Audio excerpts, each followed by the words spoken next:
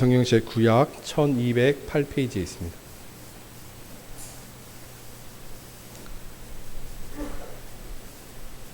제가 먼저 읽겠습니다. 내가 너희를 여러 나라 가운데에서 인도하여 내고 여러 민족 가운데에서 모아 데리고 고국 땅에 들어가서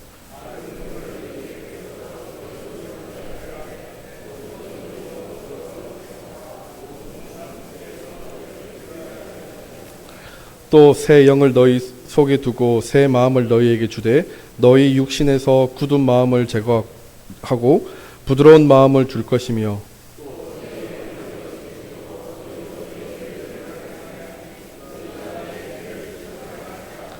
내가 너희 조상들에게 준 땅에서 너희가 거주하면서 내 백성이 되고 나는 너희 하나님이 되리라.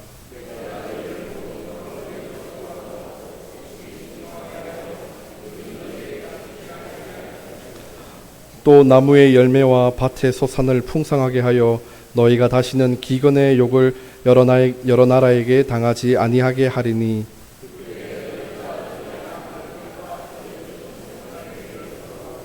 너희 모든 죄악과 가증한 일로 말미암아 스스로 믿게 보리라. 아멘. 성령님이 임하시면 세 번째 시간 변화라는 제목으로 담임 목사님 말씀 전하시겠습니다. 광고 시간에 좀 함께 인사한다는 게 못했습니다. 오늘따라 이렇게 더 많이 나오셨는데요. 감사하고 우리 옆에 분하고에게 주님의 이름으로 사랑하고 축복합니다. 함께 인사하겠습니다. 주님의 이름으로 사랑하고 축복합니다. 지난 3주간에 걸쳐서 오늘까지 3주간에 걸쳐서 성령님이 어떤 분이신지 또 성령님과 우리와의 관계 이런 것들을 좀 최대한 요약해서 압축해서 엑기스를 뽑아 여러분들에게 제가 할 수 있는 범위에서 전하려고 노력을 해왔습니다. 첫 번째 시간으로 성령님과 구원 사역에 대해서 말씀을 드렸죠. 그리고 지난주에는 성령님이 교회에 임재하셔서 어떻게 역사하시는지, 그래서 성령, 권능, 증인, 더함 이 공식을 가지고 여러분들에게 말씀을 해주셨습니다. 말씀했습니다. 자, 한번 따라해 보십시오. 성령, 권능, 증인, 더함. 그러니까 여기서 중요한 게 이제 증인이 되는 것이죠. 누구의 증인? 예수님의 증인. 그리할 때 예수님께서 구원받는 자들 날마다 더하게 하셔서 하나님의 나라가 확장되는데 쓰임을 받게 된다는 그러한 내용으로 설교를 했었습니다. 오늘은 성령님과 그리스도인의 변화된 삶에 대해서 말씀을 드리도록 하겠습니다. 이것은 이제 우리 개개인과 관련된 모습이죠. 성령님이 우리 그리스도인 안에서 어떤 변화를 일으키시는지를 오늘 본문에 잘 보여주고 있습니다. 그런데 오늘 이 본문을 제가 설교를 준비하면서 사실은 굉장히 부담이 많이 됐습니다.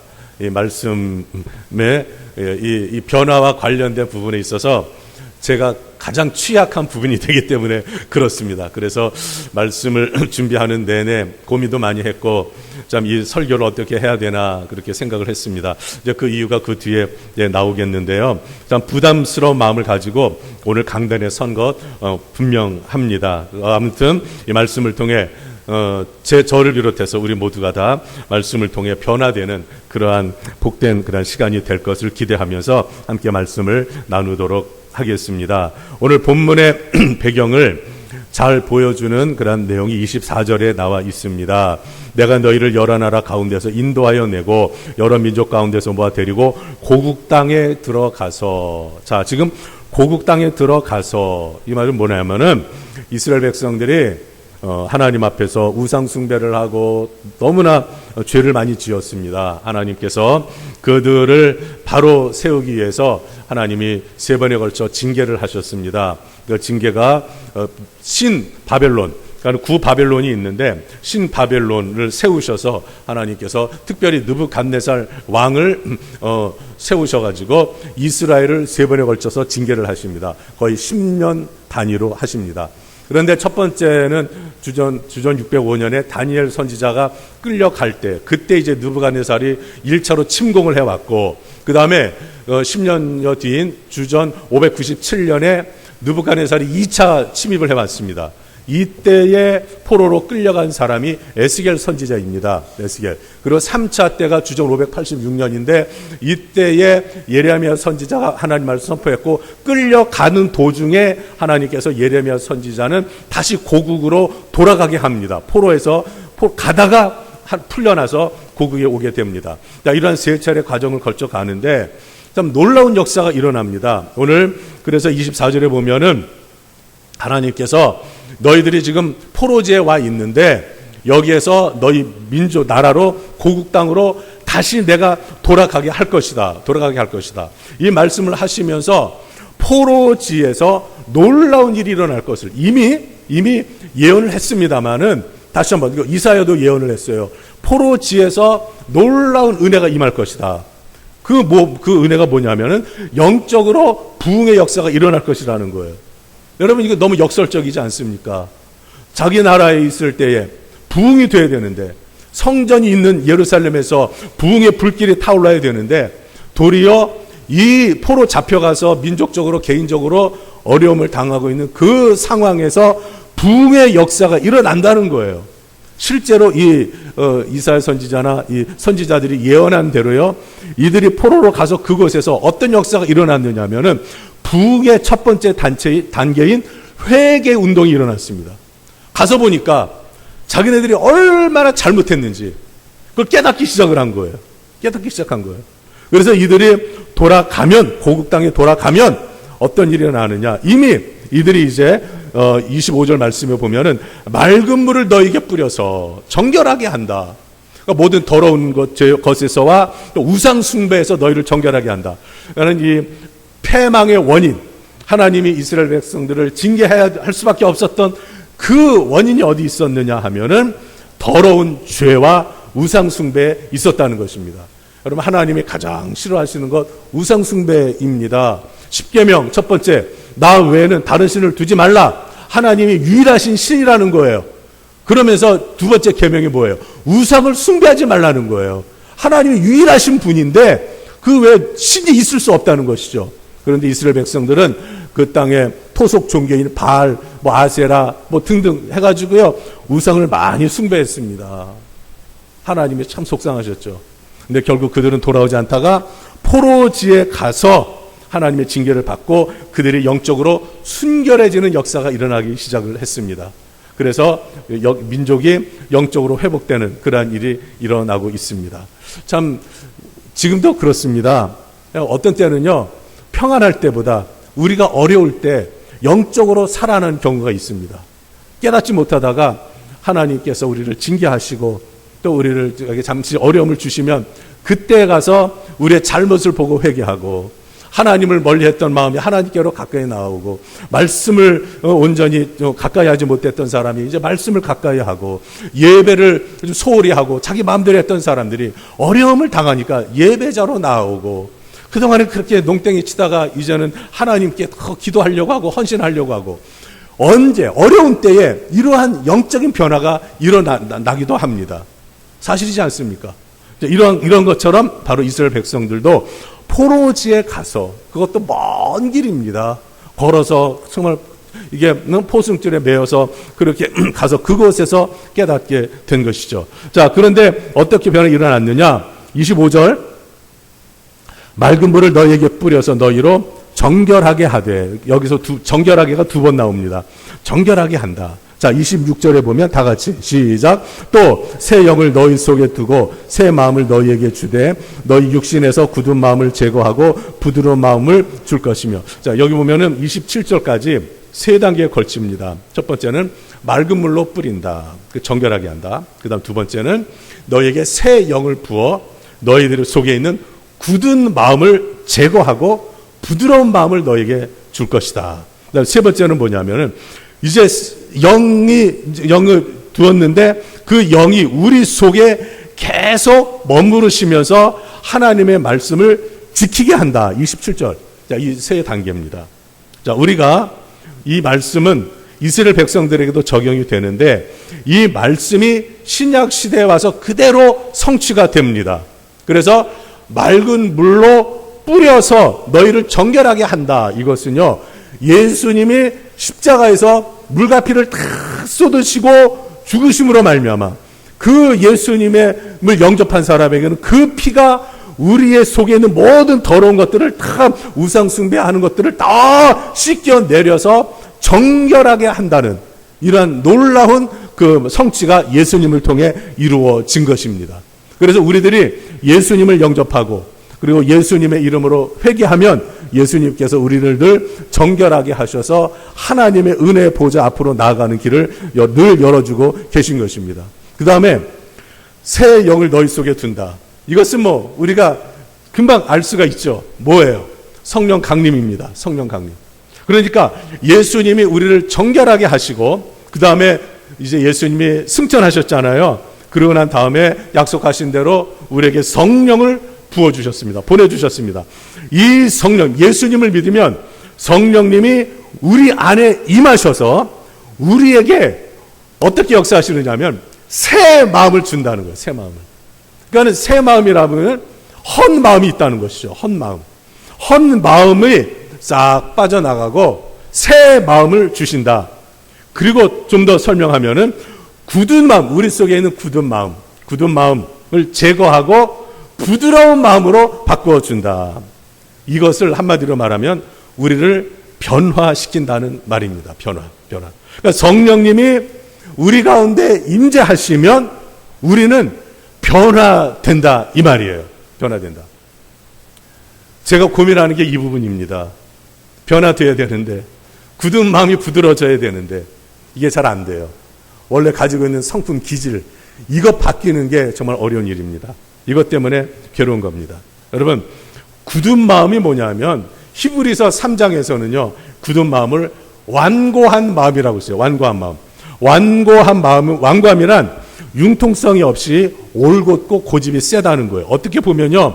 참 그 사람 정말 좀 흔들림이 없다 이렇게 볼 수가 있지만은 좀 더 성경적으로 말하면은 강팍하고 목이 곧고 고집이 세서 그다음 말이 중요해요. 다루기 힘든 사람. 이 사람을 성경에서 완고한 사람이라는 거예요. 순종하지 않는 상태로 하나님의 뜻 대신 자기 고집대로 행하는 사람. 이런 사람이 성경에서는 완고하다는 거예요. 완고하다.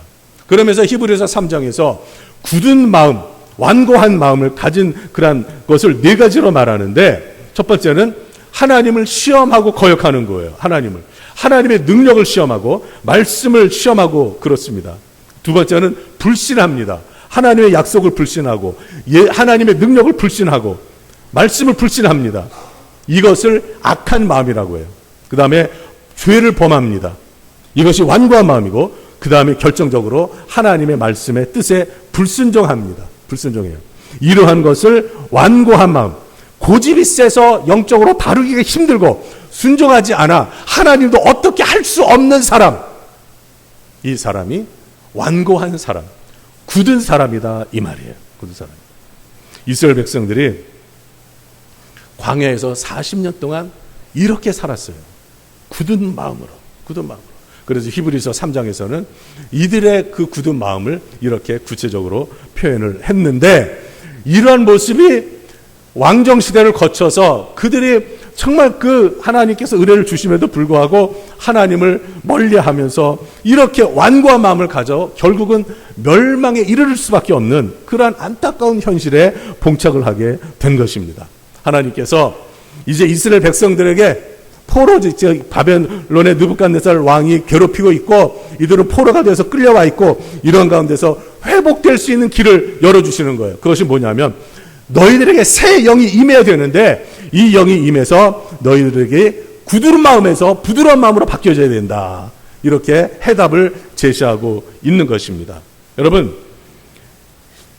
온유하다, 부드럽다는 것은 신약에서 온유하다는 말로 대체할 수가 있습니다. 그래서 부드러운 마음은 온유한 마음이에요. 이 온유함은 두 가지 면에서 나타나는데 하나는 인격적인 면에서 나타납니다. 인격적인 면으로 성품이 부드러운 사람이 있어요. 성품이 타고난 사람. 저는 좀 부드럽지가 못합니다.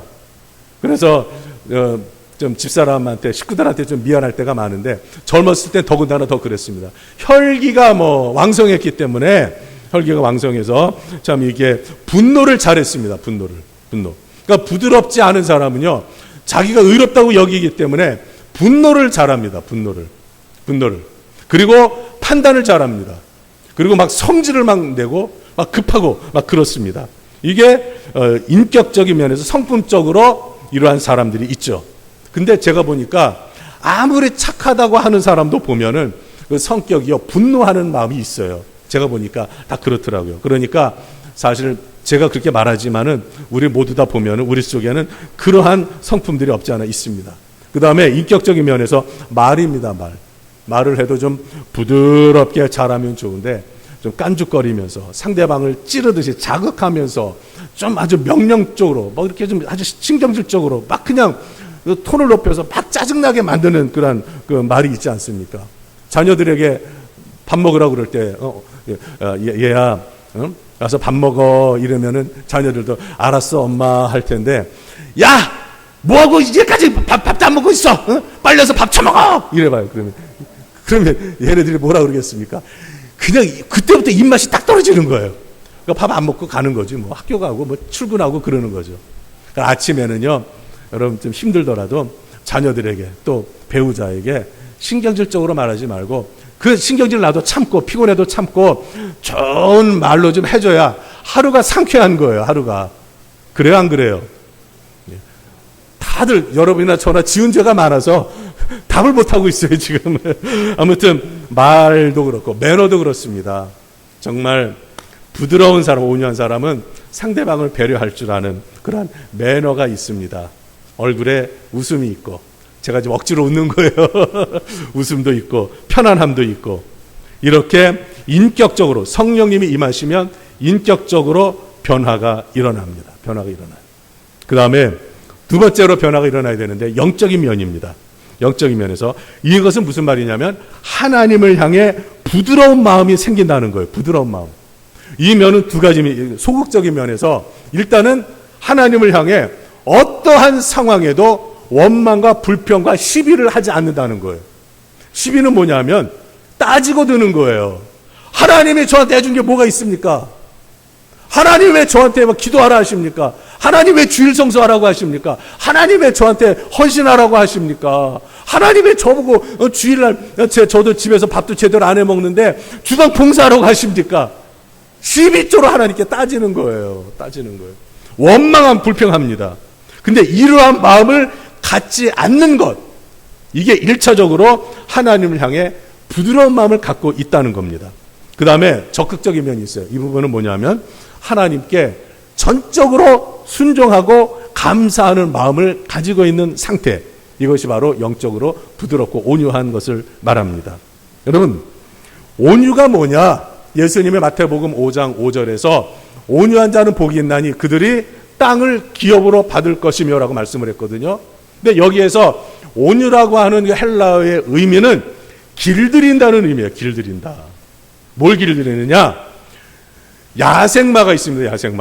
야생마 여러분 올라탔다면 큰일 나죠. 또 접근했다가는 뒷발로 차서 맞으면 사람이 죽을 수 있습니다. 그러니까 이 야생마는 길들여지지 않았기 때문에 자기 마음대로 날뛰는 거예요. 날뛰는 거예요. 그런데 이제 기수가 야생마를 길들이기 시작을 합니다. 길들이면서 이 야생마가 점점 온순해져요. 부드러워지고, 중요한 것은 주인의 말을 듣기 시작을 합니다. 그래서 끈을 가지고 잡고 이쪽을 잡아당기면 이쪽으로 가고, 이쪽을 잡아당기면 이쪽으로 가고, 툭 치면 서고. 아무튼 이렇게 신호를 보내면은 주인의 신호에 맞춰서 가기도 하고 서기도 하고, 주인이 달리라고 그러면 달리기도 하고, 주인이 길들인 것에 아주 최적화돼서 주인이 이제는 타도 주인을 잘 태우고 다닐 수 있는 그런 상태로 길들여진 것, 이게 바로 온유라는 거예요. 그러니까 우리가 성경에서 온유한 마음, 성품적인 온유함도 말을 하고, 그 다음에 영적인 면에 있어서 우리의 주인이신 하나님께서 우리를 잘 길들이셔서 우리가 하나님의 말씀에 잘 따라가는 것, 순종하는 것, 이것이 바로 온유한 사람의 모습이라는 거예요. 어떤 사람은요, 이 기질적으로 성격이 좀 급한 사람이 있고 이거 변하지 않잖아요. 기질은 참 안 변합니다. 안 변해요. 그러니까 뭐 이런저런 사람 다 있어야 또 사람 사는 거지 않습니까? 그런데 우리가 이제 살아가는 방식에 있어서 서로 간에 이렇게 하나님의 그 사람으로 부드럽고 온유한 사람으로 하나님께 순종하는 사람, 감사하는 사람으로 부드럽게 다듬어지면 주인이신 하나님과 우리 사이가 영적으로 교통이 잘 되는 겁니다. 신앙생활 처음 하면요, 하는 사람들 보면은 참 구원받은 감격 속에 참 열심히 합니다. 그런데 시간이 지날수록 다듬어져 가는 거예요. 다듬어져 가. 그래서 이런 저런 상황에도 이젠 나중엔 흔들리지 않습니다. 전에는 하나님께 하나님 왜 저한테 이런 일이 일어나야 됩니까? 막 그냥 따지고 그냥 그랬는데 이제는 하나님 아버지 저를 향한 놀라운 뜻이 있고 또 저를 통해서 이러한 상황을 통해서 저를 더 성숙하게 하시고 또 하나님께서 큰 은혜를 예배해 주신 줄로 믿고 하나님 감사합니다. 그러면서 묵묵히 따라가는 거예요. 묵묵히. 그래야 할 때 하나님께서 그 믿음대로 부드러운 마음을 보시고 그 믿음대로 역사하심을 믿으시기 바랍니다. 여러분 이걸 아셔야 돼요. 하나님께서 우리에게 주시는 복은 두 가지 면에서 있습니다. 하나는 신령한 복인데 이 복은 우리가 궁극적으로 영생을 얻는 거예요. 영생을 얻는 거. 그래서 에베소서 1장 3절부터 7절 말씀에 보면 하나님이 우리를 택하시고 선택하시고 우리를 자녀되게 하시고 우리의 죄를 씻어서 정결하게 하시고 그리고 궁극적으로 하나님의 은혜의 영광을 찬송하게 한다고 그랬습니다. 하나님의 은혜의 영광을 찬송하게 한다. 이것이 신령한 복이고요. 그 다음에 땅의 복이 있습니다. 땅의 복. 이것은 언약의 구약에서 말하고 있는 언약의 축복과 저주와 관련됩니다. 여러분 한번 보십시오. 29절 말씀. 오늘 본문 29절 다 같이 읽습니다. 시작. 내가 너희를 모든 더러운 데에서 구원하고 곡식이 풍성하게 하여 기근이 너희에게 닥치지 아니하게 할 것이며 또 나무의 열매와 밭의 소산을 풍성하게 하여 너희가 다시는 기근의 욕을 여러 나라에게 당하지 아니하게 하리니. 자, 28절 보면은 끝에 내 백성이 되고 나는 너희 하나님이 되리라. 언약의 목적이 이 말씀이에요. 에스겔이나 예레미야 선지자나 또 출애굽기에서도 강조하는 게 뭐냐면 하나님 여호와가 우리의 하나님이 되시고 우리는 그의 백성이 되는 거예요. 그렇게 되면은 하나님이 우리에게 언약의 축복을 내리신다는 거예요. 구약에서 말하는 언약의 축복이 뭐냐면은 생명과 강건함과 평안함과 풍성함입니다. 이 네 가지가 언약의 축복이에요. 그리고 언약의 저주는 네 가지인데요. 그것이 뭐냐면 포로, 전쟁, 기근, 전염병 이것을 말해요. 근데 오늘 29절 말씀에 보면은 우리를 더러운 데서 구원하고 이것은 궁극적인 하나님의 복입니다. 구원하고 그리고 풍성하게 하며 자 언약의 축복입니다. 풍성하게 하고 기근이 너에게 닥치지 않는다. 언약의 축복입니다. 기근은 언약의 저주예요. 그러면서 하나님께서 이와 같이 하시고 여기에는 언급이 안 됐지만은 너희들에게서 전염병이 떠나가게 하시고 전쟁이 없게 하시고 언약의 축복이 그거예요. 그래서 평안하게 하시고 여러분 이제 내일 모레가 6.25 전쟁이 발발한 것을 기념하는 그런 날인데요. 정말 전쟁이 없는 게 엄청난 복임을 여러분 깨달으셔야 됩니다. 깨달으셔야 돼요. 하나님이 우리에게 주실 때 언약의 축복에 이 전쟁이 없는 것, 포로가 되지 않는 것, 이게 포함이 되어 있다 이 말입니다. 이 말이에요. 그러면서 우리가 하나님의 백성으로 살아갈 때 이러한 언약의 복을 주신다는 거예요. 이 복의 성취가 예수님이 오심으로 예수님을 믿는 사람은 영생을 얻고 예수님을 믿지 않는 사람은 계속 기회를 주심에도 불구하고 믿지 않고 자꾸 도망가고 뒷걸음질 치면 영벌을 받게 된다 이 말입니다. 여러분 이렇게 예수님을 믿으면 영생을 얻는 이 복을 받습니다. 그런데 땅에서도 복을 받는 복이 있습니다. 땅에서도 받는 복. 땅에서 어떤 사람이 복을 받느냐? 땅의 복을. 오늘 그 답이 나와요. 누구냐? 바로 온유한 사람입니다. 온유한 사람. 부드러운 사람이 땅의 복을 받습니다. 자, 한번 이것을 성경에서 그 사례를 들어보겠습니다. 창세기 6장부터 보면은요, 노아가 나옵니다. 노아가 하나님으로부터 명령을 받았습니다. 너 배를 지어라. 근데 배를 짓는데 바닷가에다 짓는 것도 아니에요. 바닷가에다. 그리고 그 노아가 살던 거기에는 바다가 없었어요. 그 살던 데는. 근데 하나님이 육지에다 바다를 지으라는 거예요. 그런데 노아가 어떻게 했습니까? 하나님이 말씀하신 대로 방주를 만듭니다. 자, 이제 몇 구절을 보면요. 그와 같이 하여 하나님이 자기에게 명하신 대로 다 준행하였더라.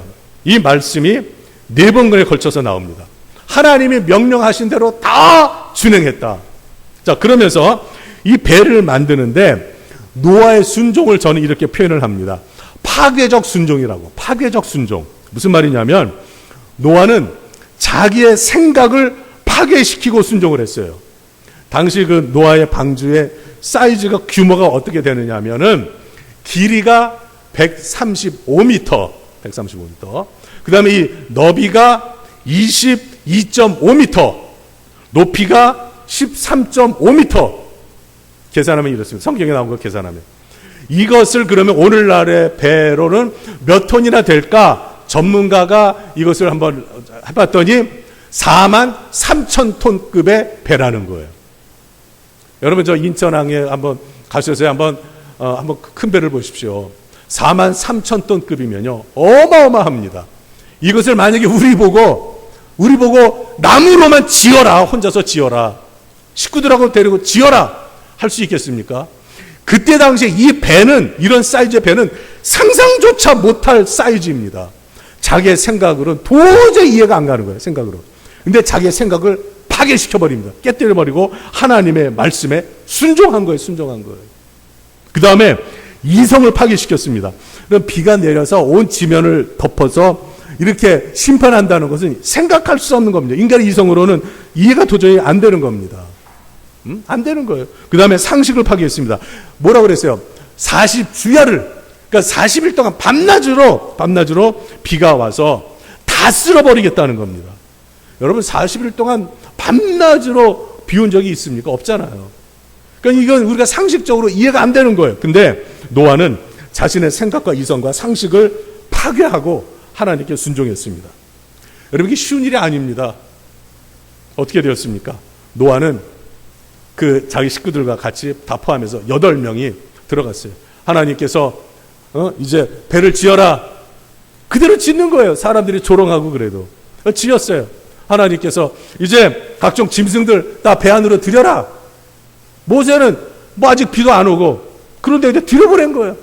하나님이 마지막으로 너네 8 식구 들어가라. 들어가요. 하나님이 문 닫아라. 꽝 닫습니다. 걸어 잠거라. 잠궜습니다. 비가 안 와요. 여러분 이게 우리가 순종할 수 있겠습니까? 이렇게. 노아가 이래서 훌륭한 믿음의 사람이에요. 문을 꽉 닫고 잠갔어요. 그러고 나자 비가 오기 시작을 합니다. 할렐루야. 그래서 온 가족 8 식구가 살아났고 그들을 통해서 그 후의 후손들이 이제 모든 민족의 조상들이 되지 않습니까? 여러분 순종하는 게 어려운 일이에요. 그렇지만 하나님의 말씀의 명령에 우리가 볼 때 불합리하다고 생각할지 모르지만 이성과 상식과 생각을 깨뜨리고 순종하면 하나님의 구원과 복이 우리에게 풍성히 임함을 믿으시기 바랍니다. 여러분 이삭을 보십시오. 창세기 26장에 부엘세바라고 하는 그 이스라엘 지역으로 보면 남쪽인데 여기는 사막지대입니다. 광야예요.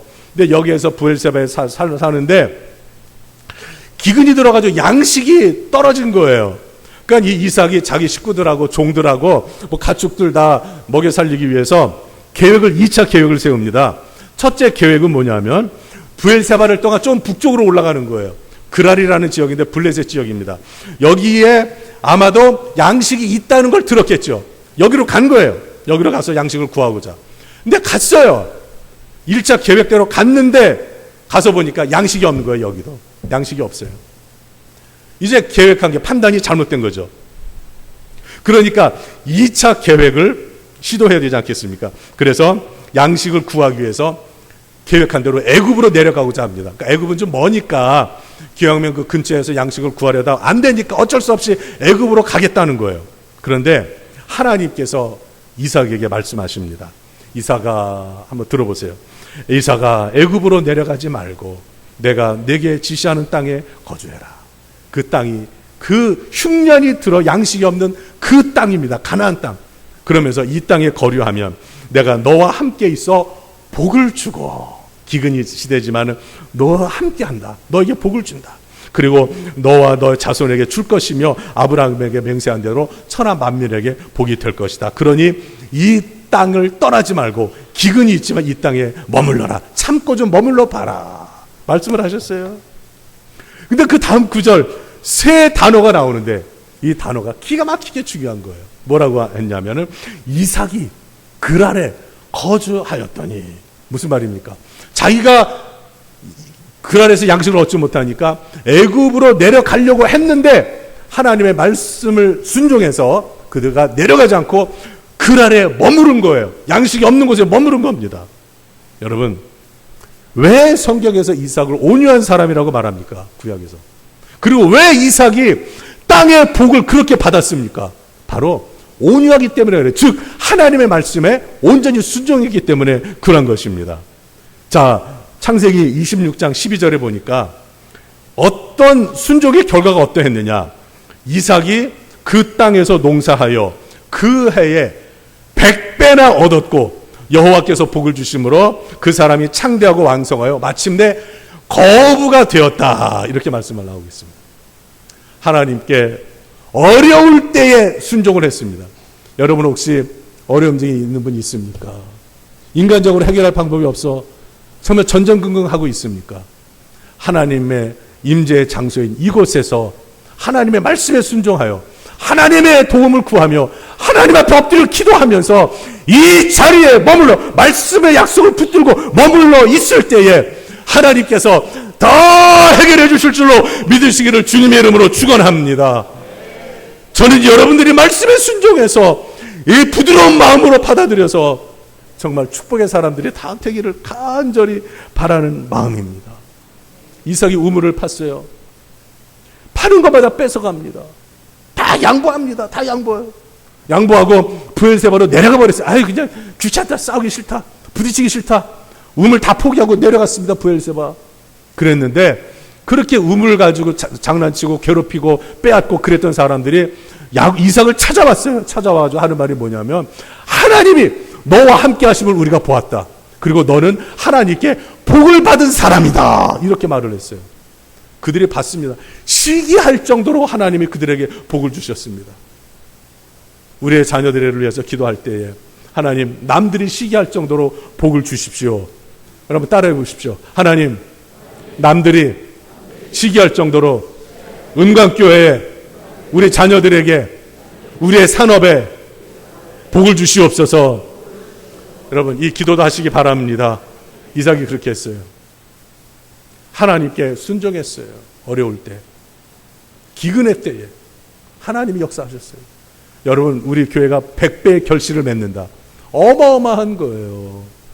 지금 우리 작년 출석 평균 요즘 주일 오전 예배 때 150명 잡을 때 주일학교까지 하면 한 250명 정도 모이는데 이렇게 되면요 다 하면요 2만 5천 명이 되는 거예요. 2만 5천 명. 100배라는 게 어마어마한 겁니다. 어마어마한 거예요. 하나님께 어려움 중에도 말씀 붙들고 순종하면 하나님이 예배 드리기를 원하시면 그 감동을 주시면 드리면 돼요. 순종하고. 어떤 땐 기도하고 싶지도 않은데 기도하라고 하면 무릎 꿇고 엎드려 기도하면 돼요. 하나님께서 좀 참으라 그러면 조금만 참으면 돼요. 세상의 방식으로 하려 하지 말고 정말 하나님 앞에 엎드려 하나님을 도움을 구하며 하나님 앞에 헌신하며 부드러운 마음으로 하나님 앞에 부드러운 마음으로 순종하면 역사가 일어나는 겁니다. 하나님만 더 말씀드리겠습니다. 모세 하면은 온유한 사람으로 성경이 말합니다. 민수기 12장 3절에 보면은 이 사람 모세는 온유함이 지면의 모든 사람보다 더하더라. 민수기 12장까지 오는 데는 모세가 굉장히 온유했습니다. 자기 형제자매 미리암과 아론이 막 모세를 비방을 했죠. 그럴 때도 참았어요. 레위 자손들이 반역을 했습니다. 참았어요. 백성들이 수없이 원망했습니다. 다 참아봤어요. 이렇게 하다가 결국 모세가 안타까운 것은 한 번의 사건으로 해서 가나안 땅에 못 들어갔어요. 그가 구원은 받았지만 이 땅에서 그토록 가고 싶었던 가나안 땅 하나님 앞에 들어가게 해달라고 기도까지 했는데 하나님이 너는 안 된다고 해서 못 들어갔어요. 신령한 복을 받았는데 이 땅에서 복을 중요한 것을 못 받았습니다. 왜 그러냐 하면요 한 가지 사건 때문에 그렇습니다. 이스라엘 백성들이 물이 지나가는데 이제 물이 없었습니다. 그러니까는 물이 없으니까 또 불평하기 시작을 했습니다. 모세와 아론에게 불평하니까 모세가 정말 죽겠어요. 그냥 한두 번 이래야지. 어쩔 수 없이 하나님 앞에 또 엎드렸습니다. 하나님 아버지, 저들이 저러는데 어떻게 하면 좋겠습니까? 하나님. 그러니까 이제 엎드려서 그러니까 하나님이 그래, 너 지팡이 들고 자 가서 이제 2번 반석을 향해서 2번 명령해라. 반석아 물을 내라. 명령을 해라. 그럼 내가 물을 내주겠다. 하나님 아버지 감사합니다. 하나님 앞에 정말 부드러운 마음, 온유한 마음을 가지고 그렇게 하고 지팡이를 짚고 일어났습니다. 그리고 백성들을 대하는데요. 백성들을 보는 순간 소위 헷가닥한 거예요. 계속 원망하고 모세를 향한 눈빛이 그냥 살기가 등등한 기세로 막. 그러니까요, 모세가 이 백성들을 보는 순간에 분노가 치밀어 오르는 거예요. 분노. 그래가지고 이 패역한 이 인간들 같으시라고 그러면서요, 지팡이를 들고 하나님이 명령하라고 했는데 2번이나 이러면서 승질을 내면서 꽝꽝 친 거예요. 물이 나왔어요. 그런데 하나님께서 모세의 행위에 대해 하나님의 거룩함을 더럽힌 것으로 간절하시고 너는 가나안 땅에 못 들어간다. 너 구원은 받지만 가나안 땅에 못 들어간다. 그래서 못 들어갔어요. 몇 번 기도를 했는데 하나님이 그것만은 안 된다. 그래서 결국은 못 들어갔습니다. 여러분, 분노가 얼마나 위험한지 아십니까? 교회 공교회에서 분노하면요, 하나님의 거룩함을 훼손하는 거예요.